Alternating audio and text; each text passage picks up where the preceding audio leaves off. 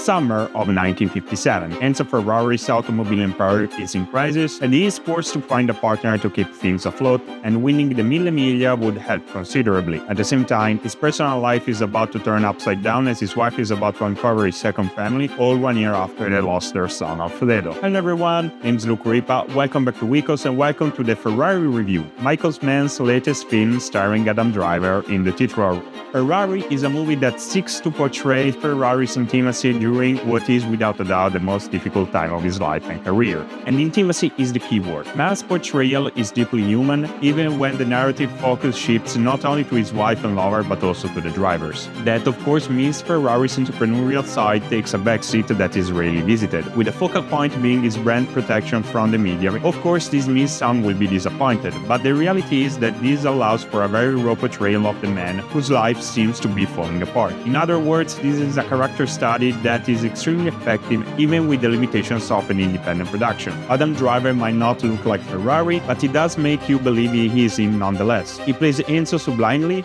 giving the right shine to both the businessman and the family man, which of course are deeply intertwined. Penelope Cruz plays his first wife and Alfredo's mom, Paola Ferrari. She does a fantastic job in a role that could have easily been soap opera, so to speak, but instead she plays it viscerally without ever falling into overacting. Same can be said about Shailene Woodley, who plays Lina Laidi, Ferrari's mistress and mother of Piero. In general, yes, the film could have easily been a soap opera. After all, the story easily lends itself to such a take. Lovers, money issues, heavy personal losses, deaths, the ingredients are there, right? Instead, Mann's take is very steady, very respectful, to a fault. While the cast is very human, the narration tends to stay as apathetic as possible with very little visual virtuosity. I didn't mind this narrative distance, but it's clear it could bother some, especially during the car crashes as they just happen, and said detachment might make the Guided Solo tragedy reenactment a bit gratuitous. The CG in this scene, on top of that, doesn't help. There's specifically one cadaver that looks quite fake and in general highlight the budget constraints. Funnily enough though, such constraints don't show up during the race scenes, which are clear and feel entertaining in a detached kind of way that is. Overall, I might give Mann's Ferrari a strong 8 out of 10.